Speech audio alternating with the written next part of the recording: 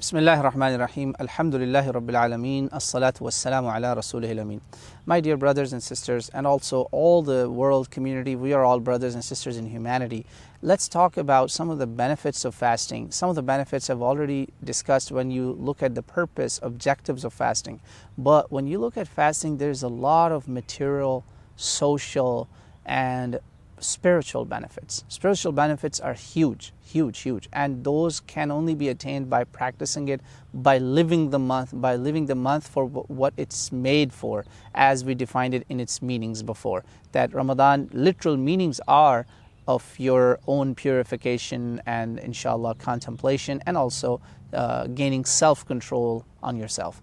Now, yes, these are spiritual benefits, these are great, but there's a lot of material benefits also. Material benefits are you actually gain control of your body physically also. Yes, not just spiritually, but also physically. You're not run by the desires of your stomach or your mind. In fact, you can control them. You gain superiority and control above your physical self.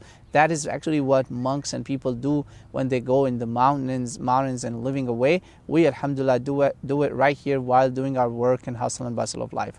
And also you gain control of your physical body by weight control, weight loss. All these goals, you could achieve them by fasting, but providing you keep a control on diet after you break the fast also. Not too much oily food, not too much spicy food, not too much of the samosas and pakoras and all that. Yes, here and there a little bit, one or two sometime, maybe once a week would be fine, but doing too much is terrible. One of the third material benefits, which is actually a social benefit of fasting, is when you develop care for others. Because when you're hungry, you know what it's like. You know how it feels to be hungry. And then you're saying, subhanallah, at the end of the day you say, Ya Allah, this food that I have been given, so many people don't have that. And then you rush to do sadaqah, you rush to do your charity, you rush to do your zakat. And that's why, alhamdulillah, globally, all over the world, Muslim ummah does a lot of zakat, sadaqah, charity during the month of Ramadan. Because of that, that's an obvious achievement. That's like an obvious social goal, objective that is being met during the fasting. Third, or maybe fourth, I am not able to keep the count, but another big material benefit or physical benefit is that actually, subhanAllah, in your body's health, there's huge improvement. You actually end up killing a lot of your cancer cells because of fasting. Yes, this is another amazing research that has come out. I personally haven't read the details of it, but I've talked to physicians, doctors, and researchers. They say that actually they have prescribed fasting for some of their Muslim patients, that, let them fast because it's good for their body. They will kill some of their cancer cells, unless exception is diabetic people and people who might have stones in their kidneys. They can't live without water. So these are some of the brief listed benefits that I wanted to bring to your attention, and there's a whole lot others that you and I will explore them while we're doing them. One of the benefits that Muslims do achieve through fasting is making good connections in communities.